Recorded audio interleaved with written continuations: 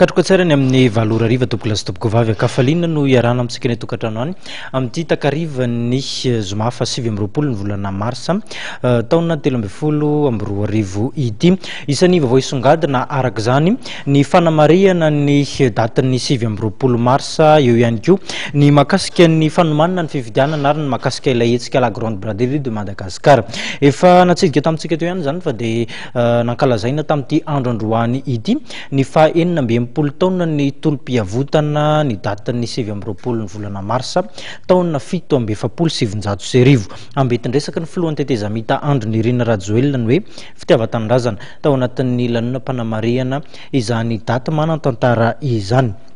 Tao Moramanga no toerana tena nisehon'ny tantara ary tsy adin'ny fitondrana ny tetezamita ny nanamarika ny fotoana tany ny toerana. Ny fitiavan-tanindrazana no manafitra ny firenena. Anisan'ny naverin'ny filohan'ny tetezamita Andry Rajoelina trano io fitiavan-tanindrazana io nandritra ny fanamariana ofisialy ny tsingeritaonan'ny tolom-panafahan'ny 7 marsa 770 tany Moramanga androany. Tokony hanana an'izay ny rehetra hoy izy raha tiana ny hampandroso marina ity firenena ity. Vao tonga tao Moramanga moa ny filoha Rajoelina dia niondrika ary nametraka fahizam-boninkazo ateo amin'ny fasany mahery fo.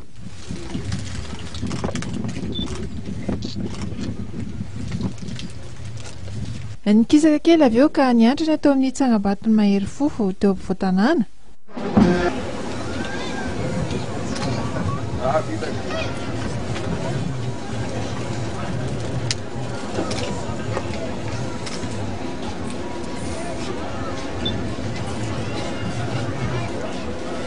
Be kotro marolatra efatra menada kosa avy eo no nitolorana ny maribonina Pirenena no ny zava-bitany nandritra izany tolom-panafahana izany.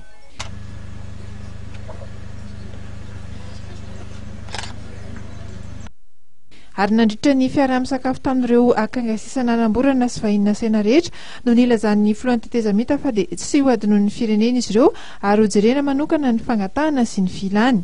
Ary manome toky anareo fa hijery manokana an'izay zavatra voarakitra ao anatin'ny soratra ao anatin'ny fangatananareo iny afaka mahatoky anareo fa mananjanaka endry ary malala ny tokony ho ataony.